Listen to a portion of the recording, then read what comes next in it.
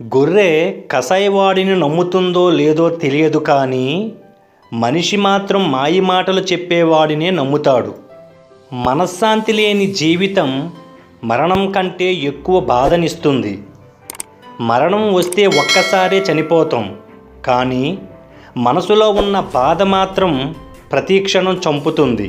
గుర్తుపెట్టుకోండి, అహంకారం అనేది మనిషిని దైవాన్ని వేరు చేసేది. అహంకారం మనిషిని మాయలో పడేస్తుంది. జాగ్రత్త.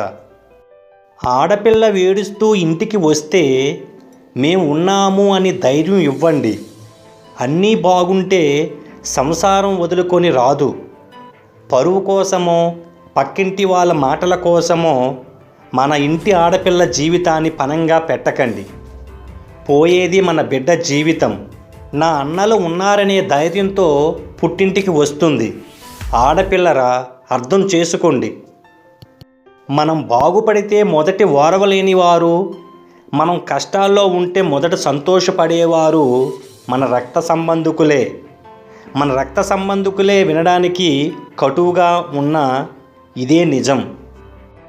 పిల్లనిచ్చేటప్పుడు ఉన్నోడా లేనోడా అని కాదు, మనసున్నోడా అలవాట్లు లేనోడా అని చూడండి. ఎందుకంటే సంపాదిస్తే డబ్బొస్తుంది కానీ సంస్కారం రాదు.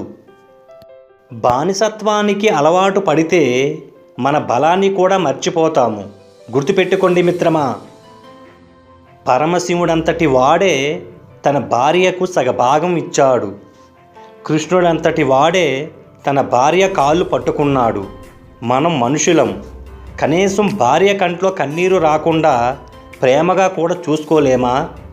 భార్య అంటే బానిస కాదు, తల్లి తర్వాత తల్లి. అందుకే భగవంతుడు కూడా తమ భార్యకు అంత విలువనిచ్చారు. గుణం గుడ్డిది, ఆలోచనలు అవిటివి అయితే ఎన్ని పూజలు పునస్కారాలు చేసినా దేవుడు మెచ్చడు.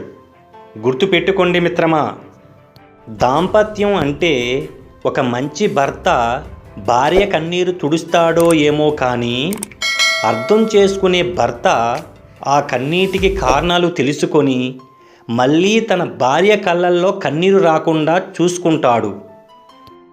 ఆడవారికి దేవుడిచ్చిన గొప్ప వరం ఏంటో తెలుసా?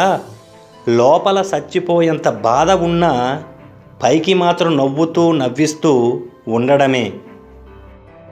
మంచితనం మరీ ఎక్కువైతే మనకి దక్కాల్సినది కూడా ఉండదు.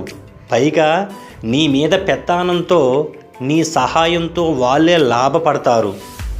ఆశపడి బాధపడటం కంటే ఏమీ ఆశించకుండా ప్రశాంతంగా ఉండటమే మంచిది. గుర్తుపెట్టుకోండి మిత్రమా. Please subscribe, share, comment, watching. Thank you for support.